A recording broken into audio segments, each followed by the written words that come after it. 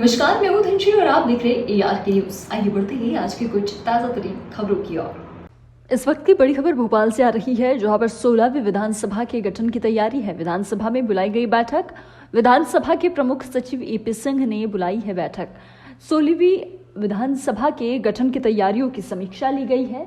5 दिसंबर से शुरू होगा कक्ष। प्रमाण पत्रों की जांच के बाद बनेंगे विधायकों के परिचय पत्र और विधायकों की अगुवाई होगी उत्साहपूर्वक। विधायक विश्राम गृह सहित सरकारी गेस्ट हाउस और कक्ष होंगे विधायकों के लिए आरक्षित। देखिए, कल जैसा आप हम सभी जानते हैं कि चुनाव परिणाम आ गए हैं और 16वीं विधानसभा के गठन की प्रक्रिया चल रही है।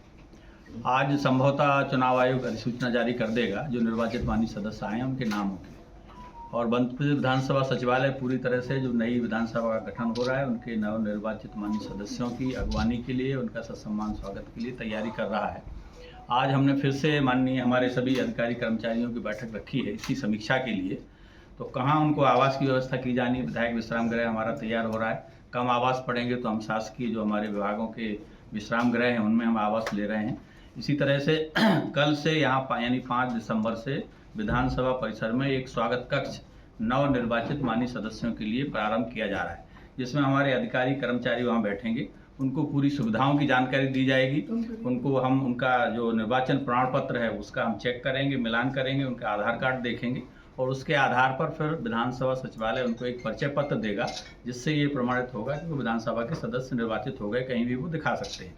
उसी तरह से अन्य सुविधाएं उनको कूपन प्रदाय किया जाना है और अन्य सुविधाएं जो दी हैं उनकी पूरी जानकारी यहाँ दी जाएगी। कुछ साहित्य हम यहाँ से देते हैं जो विधानसभा सचिवालय के नियम प्रक्रिया है, ताकि वो अध्ययन कर सकें और प्रारंभिक जानकारी उनको हो सके। इसी तरह उनको जो सुविधाएं देती हैं उनकी एक हम सदस्य निर्देशिका निकालते हैं, वो साहित्य भी हम उनको प्रदाय करेंगे। तो इस तरह से विधानसभा सचिवालय पूरी तरह से अपनी तैयारी कर रहा है और जो नव निर्वाचित माननीय सदस्य आएंगे उनका हम पूरे उत्साह और सम्मान के साथ स्वागत करेंगे। और फिर आगे की प्रक्रिया जैसे ही विधानसभा का सत्र जब माननीय मुख्यमंत्री जी चयन हो जाएंगे फिर आगे की प्रक्रिया प्रारंभ होगी। क्या सर कोई परंपराओं से हट के भी नया किया जाएगा? जिस तरीके से राजनीति में परिवर्तन आया, क्या विधानसभा की सुविधाओं के अनुसार भी कोई परिवर्तन करेंगे आप, या पुराना ही चलेगा? देखिए, ये तो सतत प्रक्रिया रहती है और हमारी विधानसभा तो नवाचार के लिए जानी ही जाती है। तो अभी चूंकि अभी तो प्रारंभिक स्थिति है, जब हमारे नए अध्यक्ष निर्वाचित हो जाएंगे उनके मार्गदर्शन में फिर निश्चित तौर पर हम नवाचार करेंगे। जो माननीय सदस्य नए आएंगे, प्रथम बार आएंगे, खास तौर से उन सभी के लिए हम प्रबोधन कार्यक्रम भी रखेंगे, ताकि उनको पूरी प्रक्रियाओं की जानकारी हो सके, कैसे जनहित के विषय वो सदन में उठा सकते हैं और अपनी क्षेत्र की समस्याओं का समाधान कैसे वो विधानसभा में ला सकते हैं। इन सब के संबंध में उनको प्रशिक्षण भी दिया जाए। जो आवास खाली आवासों की तैयारी हो चुकी है, कितने आवासों की? देखिए, करीब 30 से 35 जो माननीय सदस्य निर्वाचन में नहीं गए थे उनसे हमने अनुरोध किया था कि वो नए जो निर्वाचित सदस्य आने वाले हैं उनके लिए हमको आवास उपलब्ध करा दें। तो उसमें से 8 से 10 माननीय सदस्यों ने खाली करने की कुछ ने सूचना दे ही दी है, खाली कर दी, कुछ अपनी प्रक्रियाधीन है, तो वो जल्दी से जल्दी खाली कर देंगे। अब चूंकि जो रिजल्ट आ गया है उसमें हम अभी समीक्षा हमारा सचिवालय कर रहा है कि जो पूर्व में सदस्य थे और वर्तमान में निर्वाचित नहीं हुए उनसे भी हम यही अनुरोध करेंगे कि आप शीघ्र से शीघ्र आवास रिक्त कर दें, ताकि उनके स्थान पर जो सदस्य निर्वाचित होकर आए हैं उन्हें हम आवास उपलब्ध करा सकेंगे। ये प्रक्रिया हमारी चल रही है। कितने आवास की कमी है, जरूरत है?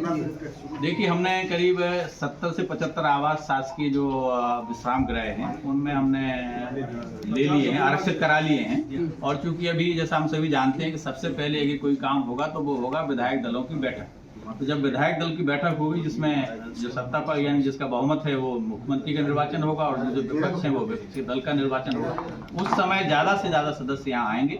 उसी को ध्यान में रखते हुए हमने 70 से 75 आवास शासकीय आवासों में और 40-50 आवास हमारे यहाँ रखे हैं, तो 100 विश्राम गृह में, तो 100 से 125 आवास की हमें आवश्यकता पड़ेगी जो प्रथम बार आ रहे हैं या अतिरिक्त आवास। उसकी व्यवस्था विधानसभा सचिवालय कर रहा है और हम उस तरह से उसकी पूर्ति करेंगे।